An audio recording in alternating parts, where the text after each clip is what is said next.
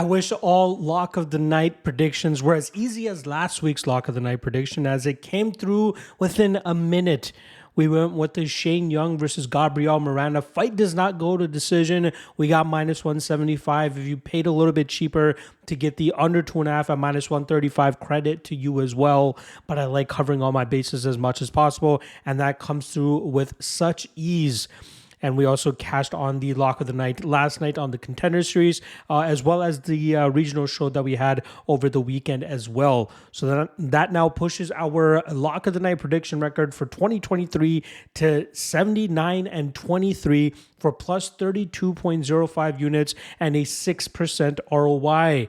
Absolutely killing it there. I'm very happy with the results thus far, but I want to hit at least 50 units by the end of the year so we keep trekking forward.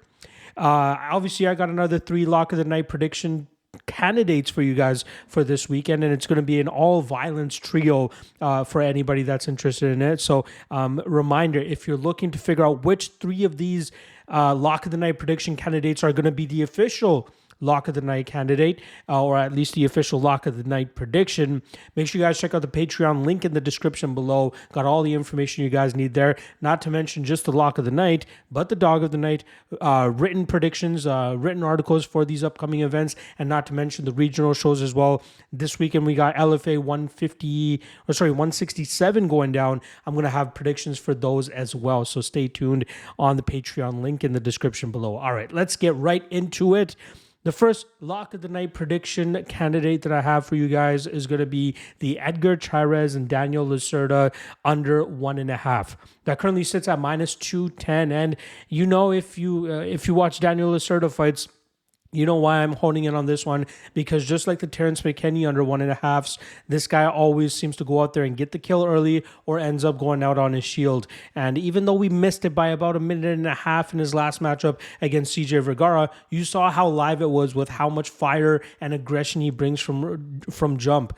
He's on a 4-fight losing streak right now, Daniel Lucerta, that is. And that just goes to show that the UFC believes in his entertainment value and doesn't really care that he goes out there and loses 4 fights in a row. Hasn't even picked up a victory in the UFC, but the guy goes out there and fights and provides entertaining finishes, even if it's at his expense. Luckily, he has the perfect dance partner this weekend in Edgar Chairez, who's going to go out there and meet him in the middle and throw down as well.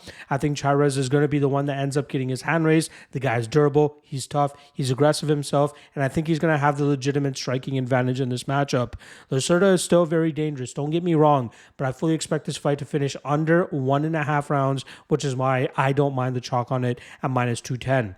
The second lock of the night candidate that I have for you guys is going to be the Fernando Padilla and Kyle Nelson fight to go under 2.5 at minus 185. Padilla is a finisher as well. I believe it's 13 of his 15 victories have come inside the distance, including his knockout victory over Julian Erosa earlier this year, which was his UFC debut. This guy utilizes a very strong distance striking game where he picks his opponent apart with pinpoint accuracy and usually is able to sting them and put them away with that as well. He also has a brown belt in BJJ, which is why he's been able to pull off some submissions during his career as well. But I think he's going to have a legitimate advantage over Kyle Nelson everywhere in this matchup. Nelson might be the better striker in terms of the power that he's going to be able to inflict, but I expect him to start to show the wear and tear as Padilla starts to get off on him from distance, and then eventually a finish should come up. Whether it's going to be a club and sub or just a club and drum, I expect Padilla to get his hand raised, but no matter what, even if it's Nelson that ends up finding the chin of Padilla, I expect the under 2.5 to hit regardless. So that under 2.5 at minus 185. And then finally, the last lock of the night candidate I have for you guys is going to be, I feel like it's one of the easier ones on the card, worth the chalk. Raul Rosas Jr. And Terrence Mitchell under 1.5, currently sitting at minus 275.